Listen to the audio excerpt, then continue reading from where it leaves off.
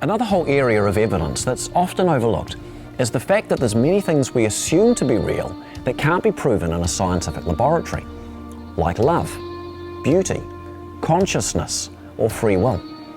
And these things are likewise an evidence pointing to the existence of a creator. An easy example would be moral truths, this being the idea that there are things that are actually right and wrong. To summarize, if there is no God, then there is no basis to say for a fact that something is wrong, like me stealing your stuff. Without God, we just evolved, so it's about survival of the fittest. And if I want your stuff and if I have the power, well then I can take it. Only unless you and I agree together that it's going to be wrong, in which case our community together is making up its own morality. But even then there's a problem, because another community might decide to define their right and wrong differently. You see, it's still made up. So we say murder is wrong, but they say it's fine. I mean, we can kill animals and insects, so why not people? We're all just advanced animals, right? Which, if there is no God, is the case.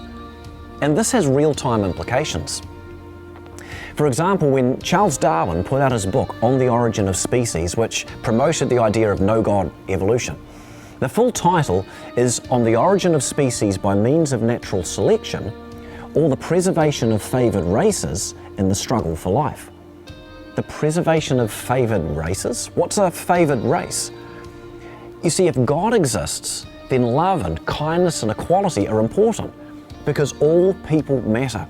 And God is watching, and there'll be an afterlife.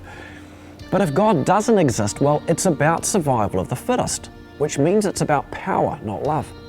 So let's follow the logic.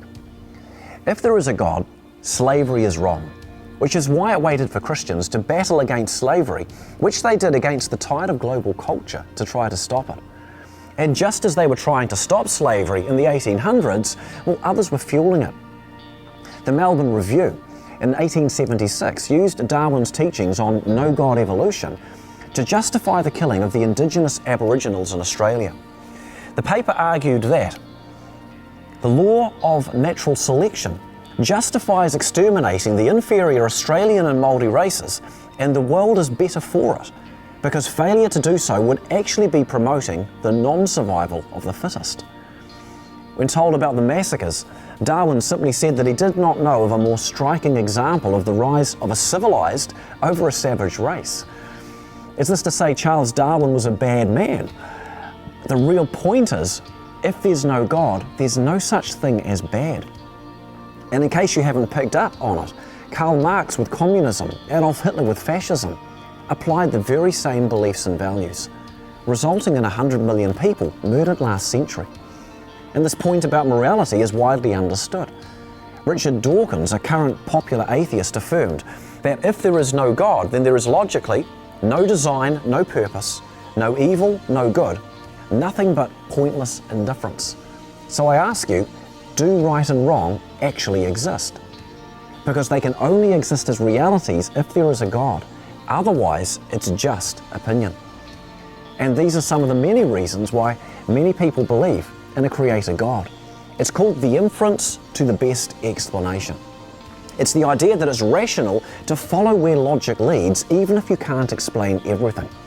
For example, I don't need to know who made this cup to know that this cup was made, because it didn't make itself. So when we look at the fine-tuning of the universe, or the kinesins in our cells, or even the existence of moral truths, human consciousness, free will, beauty, love, design needs a designer, information an author, and creation its creator.